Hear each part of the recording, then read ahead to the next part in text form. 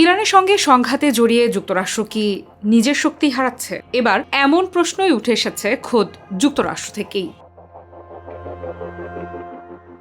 মার্কিন president Donald ট্রাম্পের নিজ দল রিপাবলিকান পার্টির প্রভাবশালী কংগ্রেসম্যান থমাস ম্যাসি এবার দাবি করেছেন ইরানের সঙ্গে যুদ্ধ যুক্তরাষ্ট্রকে সামরিক, অর্থনৈতিক এবং রাজনৈতিকভাবে দুর্বল করে ফেলছে।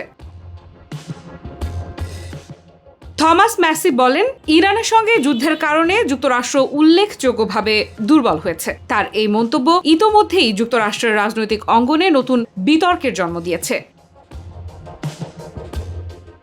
ম্যাসির অভিযোগ, এই সংঘাতের সবচেয়ে বড় মূল্য দিতে হচ্ছে যুক্তরাষ্ট্রকেই। তার ভাষায়, যুদ্ধের কারণে দেশের ক্ষেপণাস্ত্র প্রতিরক্ষা সক্ষমতা কমে গেছে, কৌশলগত জ্বালানির মজুত হ্রাস পেয়েছে, সামরিক সদস্যদের প্রাণহানি ঘটেছে, সাধারণ মানুষের ব্যবহৃত পণ্যের দাম বেড়েছে এবং জাতীয় ঋণের বোঝা আরও ভারী হয়েছে।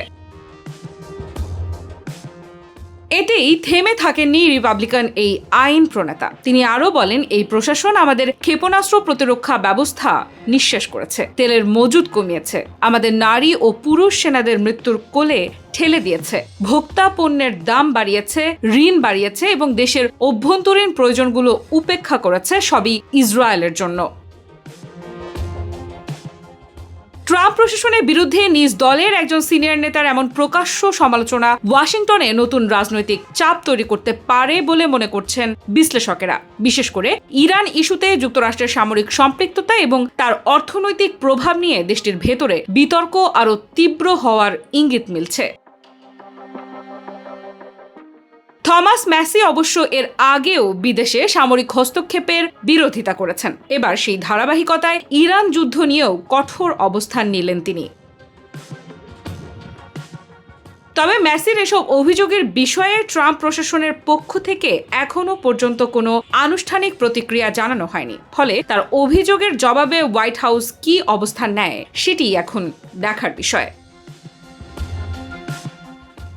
AKS অর্জন করল গিনেস ওয়ার্ল্ড রেকর্ডস। AKS। এদিকে ইরান যুক্তরাষ্ট্র উত্তেজনা যত দীর্ঘ হচ্ছে ততই বাড়ছে যুদ্ধের সামরিক ও অর্থনৈতিক মূল্য নিয়ে আলোচনা। আর সেই আলোচনায় এবার নতুন মাত্রা যোগ করলেন ট্রাম্পের নিজ দলের একজন কংগ্রেসম্যান। তার এই বক্তব্য যুক্তরাষ্ট্রের অভ্যন্তরীণ রাজনীতিতে কি প্রভাব ফেলে সেটাই এখন দেখার বিষয়।